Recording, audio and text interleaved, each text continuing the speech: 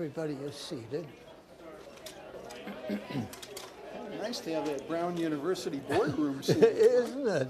Nice And touch. it's so handy. Oh, there we are.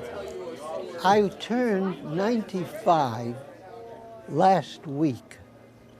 I now, for one full week, have been in my 96th birthday. So I'm a little closer to that 100 that somebody was talking about. That's what you should always do. And let me just sum up my whole philosophy in one word. A life of moderation is what I would recommend. With the word moderation in all respects, I would recommend that you adopt this as your philosophy. But Charlie, you know what Mae West said about moderation? What? Too much of a good thing can be wonderful.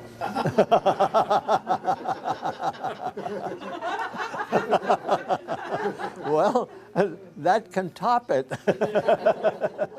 Charlie Swartz is the most wonderful father a girl has ever had. Happy birthday, dear Charlie. Happy birthday to you. My dad, Charlie Swartz, is a most extraordinary man, devoted to his family, devoted to the Jewish people, devoted to his country. The one who helps me blow is the youngest one here. Where is Doron? My father's sensitivity to people has probably been there since childhood. I can tell by the way people who knew him as a child, always with tremendous love and admiration.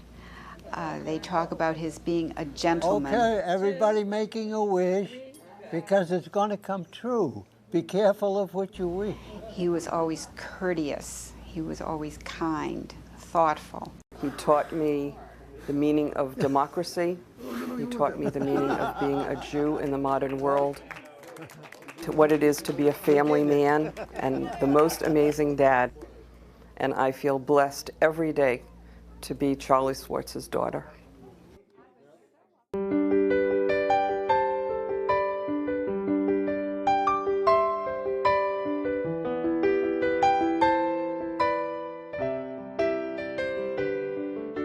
I am Charlie Swartz, and I can prove it. I have a birth certificate which shows that I was born on February the 12th, 1911, 102 years exactly after Abraham Lincoln was born. My father just celebrated his 95th birthday, which is just extraordinary. When I tell people that my father is 95, I always am sure to describe him for people that don't know him. If they were to walk into a room where he was sitting in a chair and they were to strike up a conversation on a whole range of any topic, they would be convinced that this man wasn't a day over 70. He's active and engaged and so much a part of this world. About the matter of age, especially where women are involved, they like to emphasize younger, that they look younger, that they are younger, and so on. And I have, since I was in my 60s, I have always advanced it. And we were celebrating my 67th birthday. And so many people were saying, "My, you look so wonderful at 67. I thought to myself, how much better would I look if I said I was 70? So I became 70 that time. I think that my father is a success every day. He endures things without ever complaining. People would never know that he has ailments. as a result of his heart condition. He had a heart attack at 74. He courageously faces every day without complaint and gets the most out of every day and gives something to other people every day. And that's what makes him a hero. He is a giver and not a taker. And he is as generous as any human being I've ever known. I believe that my father's life was punctuated with the impact of the Depression, the impact of growing up very poor, and of making his own way. I believe that he took on the role of guiding his younger brother and sister through life, as well as taking care of household management issues for his parents, who, as I understand, were really challenged with learning to speak English and learning to make their way in this country. So as the oldest child, he really became an adult very, very young. I had a younger brother, Max Swartz, who was almost 3 years younger than I. I was 13 and he was 11, and we were wrestling one time on the floor, on the bed and so on. We were on the floor wrestling and pushing, trying to get each other down. And all of a sudden, on the floor, it turned into a hug. We stood up, we hugged, and never wrestled again.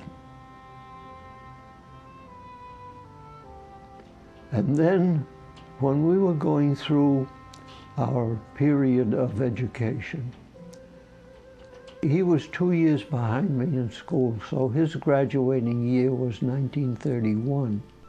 He graduated in 31, and for 1 year, he went out and worked and helped me through my junior year at Brown. And then the following year, he entered Brown University, and I was in my senior year.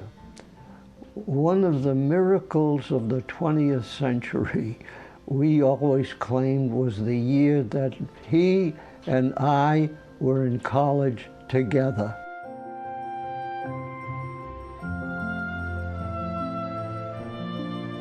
I think it's what that might seem a little strange to people, but I really believe in guardian angels.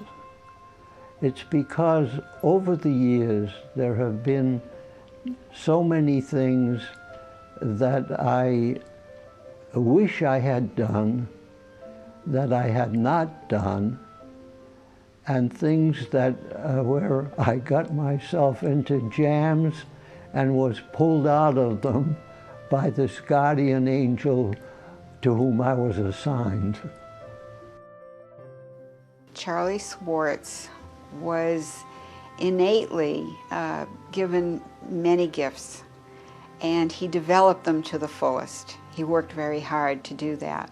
For example, when he was in high school, he was a leader. He was, I believe, the valedictorian of his high school class. He was also the captain of his cadet company, and I think other leadership positions as well. Schooling came very easily to me. I really enjoyed it. On entering high school, you were given a choice of what course to follow. And I thought the most practical thing for me was a commercial course, preparing you for a job in a store or something on that level. And the guidance teacher said to me, you really should enroll in the college course. I said, college? I have no chance of ever going to college. And she said to me, you never know what opportunities can come. And for you, you really should be prepared to go to college. and she recommended that I sign up for the college course, which I did. And in 4 years of high school, I was graduated as number 2 in the class, but I was the number 1 for the boys. And as a result of that was to apply at Brown, where I was granted a scholarship and was enrolled there in the class without an entrance exam, which was ordinarily required. I might mention this. I was graduated magna cum laude from high school, and the Harvard Club of Taunton gave a book as a prize to the top student of the boys at graduation time. At that year, the club passed up the class of 1929. It was fairly obvious to us what was the problem there. What it consisted of was a quota system for Jewish applicants. And giving recognition to a Jewish student, which I am, they passed up giving the award to the class altogether. And what makes me remember that evening particularly was that a Polish girl, Bertha Nijoka, saw me afterwards and told me how furious she was that they passed up that prize and wouldn't give it to a member of our class. She was the one who felt insulted by that neglect. I was less insulted because I had earned scholarships and other prizes that had funds attached to them, and I felt I could do without this book. So it wasn't anything that distressed me that much. But I tell you what did distress me, that in April of that year, I was notified early that I was a member of the incoming class at Brown and was awarded a scholarship. In August of 1929, I received a letter from the Dean of Freshmen. They were filled up and had no room for me, and I could not enter with the class in September. I received that mail in the morning, and in the afternoon I was in the dean's office in Providence, Rhode Island, telling him I couldn't understand what the change had been. My father had, as a young man, an 18-year-old young man, the experience of being accepted to Brown University with full scholarship on the basis of his academic achievements. And once the school knew that he was a Jew, had that acceptance rescinded. I think anyone else his age that I can imagine would have just been shattered by that, regretted it, made other arrangements for their education, and that would have been the end of it.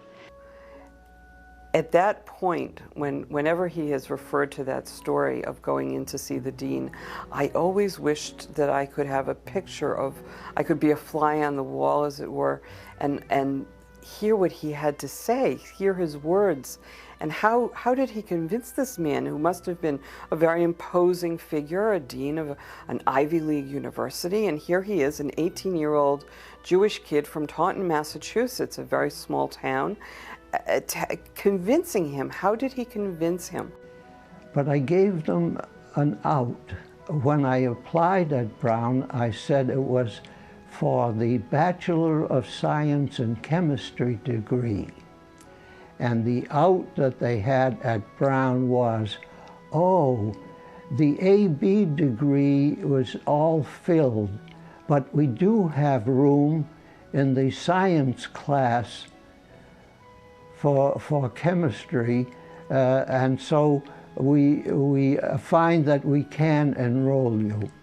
And I did see from the demeanor, I was treated very courteously and with great consideration by the Dean of Freshmen at that time. I wish I could have been there, because he walked out of that office once again accepted with a full scholarship. So the impression that he must have made, whatever words he used, how he presented himself, must have been very, very forceful and made a tremendous impact on the dean. That he changed the course of my father's life in that moment, certainly, and put him on a path that he wouldn't otherwise have been able to proceed on.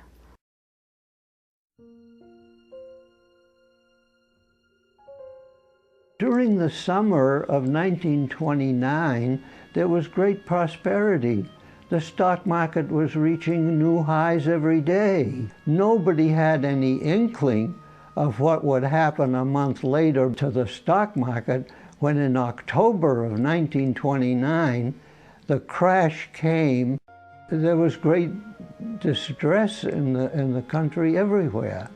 And when we were graduated in June of 1933, we were graduated into a country that had no jobs, very little money, and trying to reach some level where they could feel the ground was under their feet.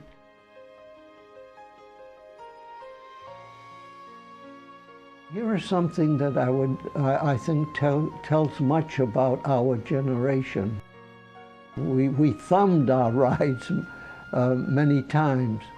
I did it practically all the time. He never adopted an attitude that things could not happen for him because he was poor.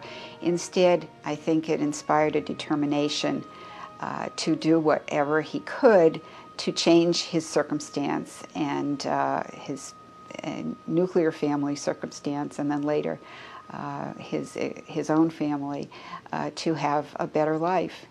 And he knew that he was in the land of opportunity. We went through without any money, but we never thought of ourselves as being poor. We just didn't have money. And this was the internal attitude. We always were looking forward to the time when we would have completed our education, gotten our jobs, and the money would be no problem. It's those who feel poor, who feel themselves poor. It's a self-defeating thing. When he finished college, he had the goal of being a teacher, but then with whatever investigating he was able to do, decided that it was not possible. In the depths of the Depression, there just were not enough teaching jobs. For every position that was open, there were 18 applicants, one more qualified than the next. So I could see that pursuing what I had wanted to do was out. I began to look for jobs in factories. So he set out on foot, did not have an automobile, from Taunton, and just literally walked and knocked on some doors until he found a place that would hire him. The last place I stopped was at the Mount Hope Finishing Company, a textile plant, where I applied for a job. What they needed, apparently, were people to operate textile machines. And I worked at the Mount Hope Finishing Company for the next 18 years. One day they discovered, I'm not sure how this happened, but they discovered that Charlie had a bachelor's degree from Brown University. And The boss must have decided that they could make better use of my dad's skills in another capacity, so they began to prepare him to be a salesman. I was put on telephone contact with customers who would want to know what's happening to the goods that we were processing. And selling was a job, first of all, it came very naturally because it involved a lot of interaction with people, a lot of educating people. He could be a teacher because he would explain, I'm sure, what the procedures were that went on in his factory, and perhaps why, undoubtedly why it was superior to going to another factory. So he incorporated things that might have expressed themselves in classroom teaching in his selling. I made progress at Mount Hope, and the pay that I received at the time, which is ridiculous now, but at that time was not too bad. And I was able to date and to meet someone that I found very interesting. Her name was Frida Levine. They met at a party at someone's home, and I'm virtually certain that they fell in love the very first time they met each other. And it was a really almost like a storybook romance. They were both very, very young. I think she was only 16 and he was 19 when they met. They were, I think, very shy, very sweet with each other. I think this was just a beautiful, old-fashioned kind of romance. We met, we enjoyed each other's company, and we started a long courtship. I was 26 and she was 24 when we were married.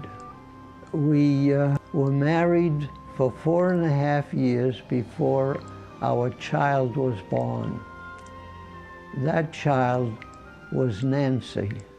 I was born in 1942 and my parents were married in 1937. They had to wait until they had enough money to start a family. They had a glorious relationship. They really got along so well with each other.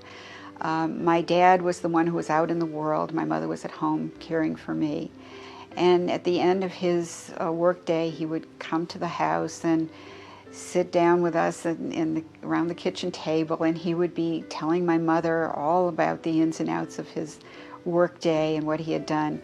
And they never fought. I think they agreed on all sorts of things. They certainly would have had similar attitudes because of their common upbringing, both having lived through the Depression and with families that were struggling. My dad also extended his loving care to her parents. He was absolutely wonderful to his mother-in-law, my grandmother. He really related to her as if he was the son that she had never had. She had 3 daughters. I became like a son when Frida became ill. I was actually 8 years old when I found out my mother was going to die. They did not tell me about it, but I must have been aware that things were bad, and my father sort of let me know that it was coming. And then I had a birthday, and we had, in her hospital room, my 9th birthday party. And they made it as festive as they could, and we celebrated it. And when I left her room that day, her room was at the end of a corridor, and we had a long walk to the bank of elevators. And when we were standing at the elevators, something made me turn around and run back to her room. And I had one last look at my mother. And when she actually died, my father was in Boston at Mass General Hospital with her. I was at home with my grandmother. He had apparently gotten a phone call.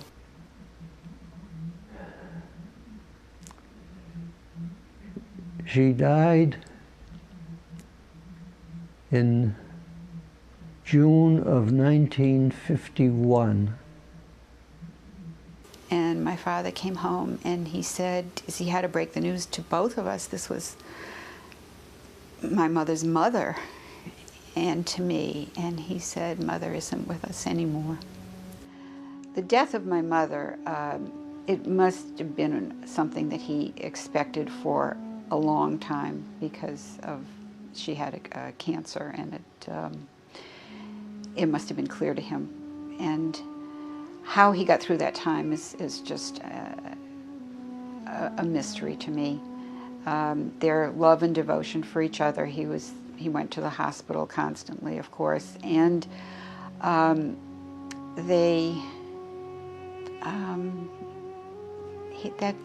that wonderful part of his life just ended. I was faced with this situation where I had lost my wife, I had a 9-year-old child, and also I had lost my job because that was when Mount Hope closed down in North Dighton and went south. So I had all of that to take care of. Charlie received 2 terrible blows right at the same time. Afterward, we had a vacation at Cape Cod, which was our family tradition to go there. And a week after we were there, and it was time to come home, but he had an unexpected visit from the owner of the factory, Mount Hope Finishing Company, who had driven from North Dighton out to the Cape, and apparently had told my father that his job was no longer going to exist. They were going to move the factory down south, which happened to many textile plants at that time. So my father came in to tell us, my grandmother and me, and my Aunt Esther, I think, might have been there too, and said, guess what? We can stay another week for vacation. So that was how he handled losing his job just after losing his wife. He just made the best of the situation, and he knew that what he needed to do was find another job. During that period, I had built up a very strong relationship with the Levine family. I was with my father-in-law almost the day before he died. But when this tragedy took place, I looked to them, and they were so eager to help, to provide a home for the child. I asked my mother-in-law, Mary Levine, my sister-in-law, Esther Levine, to please come and live with us in North Dighton, which they agreed to do, and took care of the child and the house while I made my new connection with Fruit of the Loom. When the year following Frida's death was over, in August 3rd of 1952, Esther and I were married, and she enabled me to reestablish my family. I think his instinct was that he would recreate the family because we were all sort of elements in place. Now, how he persuaded Esther, I do not know. He had known Esther from the time she was the baby sister. I think she was 7 years old when he first came into the household courting Frida. And I think they always got along very well, but in terms of the two of them ever becoming a couple, that probably was something that no one would have imagined. But after my mother died, the idea evidently came about, and my father pursued it, and he apparently persuaded her that she should marry him. In the case of Nancy, Her aunt became her mother. Her grandmother remained the same and came to live with us.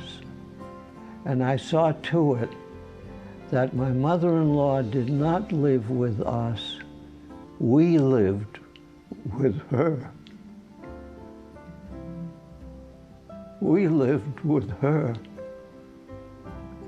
And the home was a home for Nancy, and the following year in '53, Carol was born. And we went on from there to have a very happy situation for all involved. Being a good provider and a good husband and father, a steady influence in a family, I believe has been a very important guiding light in his life, which he has exceeded all possible expectations to fulfill. The family was what saw me through, and whatever I did was the most natural kind of thing to do. I didn't feel stressed or anything on it. All I did was I knew I had a job to do. I had to replace the job. I had to earn a living for my family, and maybe that's what kept me on an even keel. The change that I remember most clearly was when Carol was born. My dad asked me, and he was very sweet about it and very aware that this was an important thing that he was asking of me, but he sort of asked me to rise to the occasion and call Esther Mom instead of calling her Aunt. And that was fine. That was fine with me, and I called her Mom. And Graham lived in the house with us. Now, Graham had not lived in our home in North Dighton except when my mother was sick, taking care. So we were now a much larger family. And my dad, being surrounded by women, my sister, my mother, my grandmother, and me, he adapted, and he adapted beautifully. I think that my father's force of personality and optimism that he was going to make things work, and he was going to provide for all of these women who were dependent on him for both their emotional support and their financial well-being, weighed very heavily on him. But I think that his determination to take care of everyone was probably his guiding light. And God helped him get through this very, very sad period of time. So, something that I have found very remarkable, my father died of a heart attack. My brother died suddenly at age 62 of a massive heart attack. I had a heart attack 20 years ago and recovered from it. And I wondered why it is that I could be spared for this and have enjoyed 20 years that was denied to my father and to my brother, and why maybe when I mentioned in the beginning having a guardian angel, it was all a part of it. My father at that time served on the Governor's Council on Aging. He was very plugged into senior citizen centers, meetings, forums of all sorts. He also worked for the Old Stone Bank, which was a major bank here in Providence, Rhode Island, as a senior citizen consultant. And he created a position for himself. He walked into the Old Stone Bank and got an appointment with one of the vice presidents and said that they were missing a lot of opportunities with a section of the population that they could do a lot of business with. And this perked the ears of the vice president. He said, go on, what are we missing? He said, you'll notice that little old ladies travel in groups. They come in 2s or 3s or 4s to the bank, and they all have questions, and they don't really know to whom to address their questions about their money. He said, I can be that person. You need a senior citizen consultant, and I want to be your first one, because I can drum up business in the senior community. He was able to present this whole package as something that the bank would benefit from, because of course as a bank they would be interested in something that would increase their public image, their bottom line. And he really created this wonderful position for himself in retirement. As a senior citizen consultant, he got to travel around the state. He was on the radio. He was interviewed on television, and he created this position for himself, and I think had a blast with it.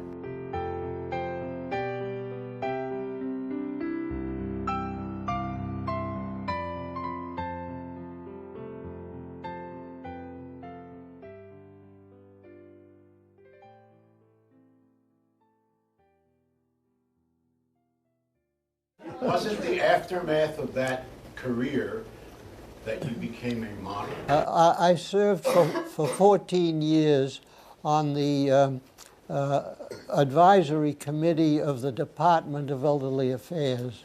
At these affairs, they would have a fashion show for the women. I said, well, how about a fashion show for the men? And it happened that at this general meeting was a woman. Her business was spotting people who would likely be good role models. I said, do you ever get a call for an old man? Oh, yes, she said, I do.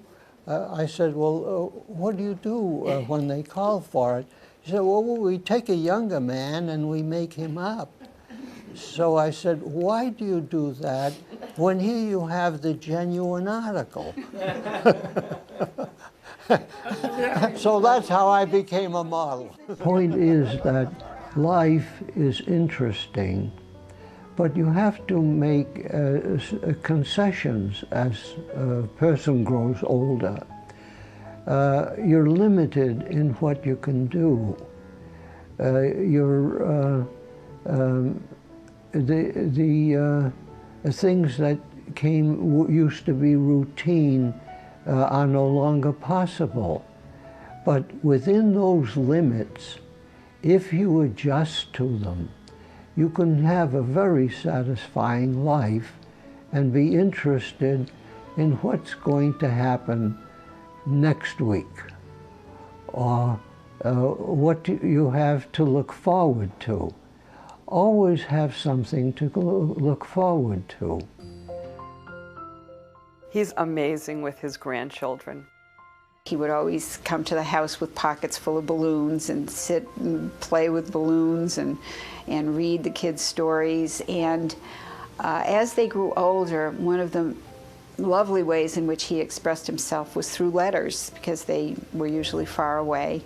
And he would write beautiful letters and express his admiration for what they were doing, his interest in them, always in a very discreet way, saying, you know, if you ever want to talk about things or you ever need help, you know, come and visit me or call on the phone or whatever, and offering whatever he could to his grandchildren as they got older.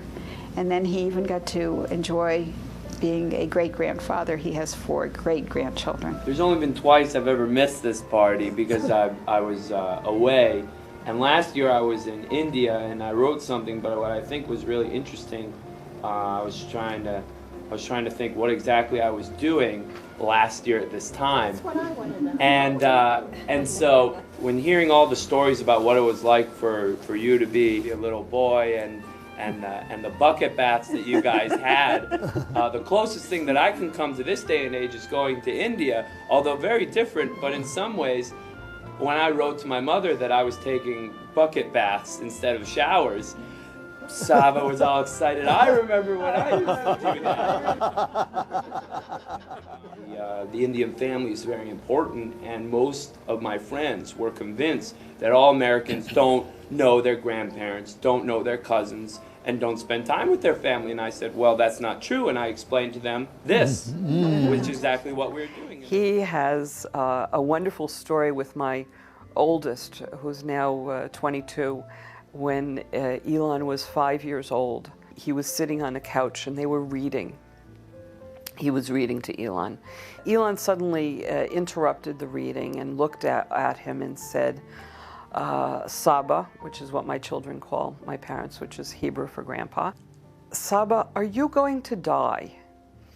And when my dad tells this story, he really lights up and he says, well, I wanted to be truthful, and I didn't want to say anything improper, but I also wanted to give him, wanted to make it an optimistic answer, and so that he wouldn't be frightened. He was, after all, only 5.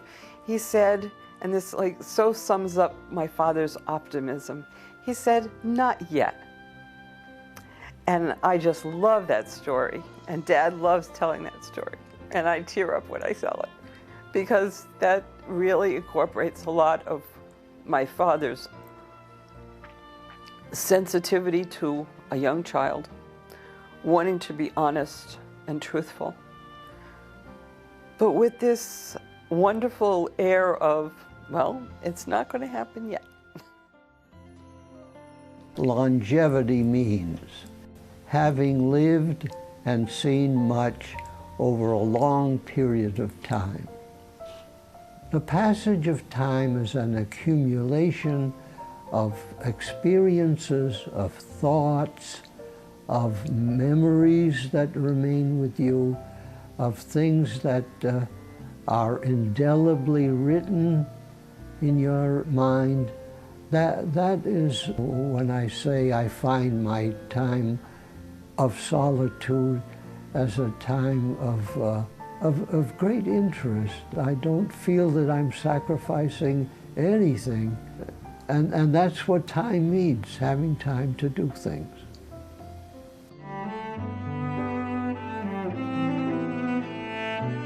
Esther and I have been married now for 53 years. We have seen many ups and downs of events in the world. We have managed to do some traveling. We have managed to have some wonderful times together. And I owe her very much. I think there's no question that everybody who has known my father, and this includes people who've only met him for about 15 minutes and gotten to talk with him, right away intuit that there's a very special man that they've just met and that they've had the privilege of being with, and I just consider all of us so blessed. To all my friends, I recommend highly living a long life. Longevity is a wonderful thing if you keep all of your marbles. And I've always claimed that I've kept most of my marbles, although on occasion I have to admit that I've lost a few. My good wife tells me I've lost more than a few.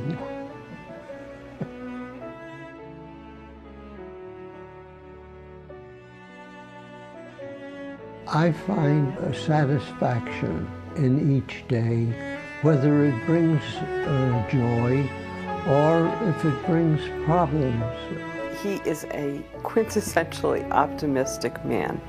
Where he got this enormous amount of optimistic view of life, I have no idea, but I'm eternally grateful for it because he has given me so much to be grateful for that has shaped the way that I approach daily life and what I hope I've been able to model and pass on to my children.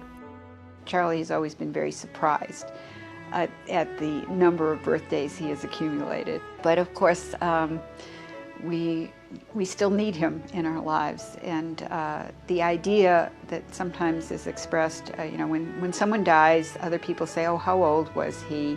And someone will say, oh, he was whatever. And people will kind of nod as if, okay, that's an acceptable thing. You've lived a full life, and the people in your family have had you long enough. Well, I haven't had my dad in my life long enough, and I've had him for 63 years. And he's a treasure every day.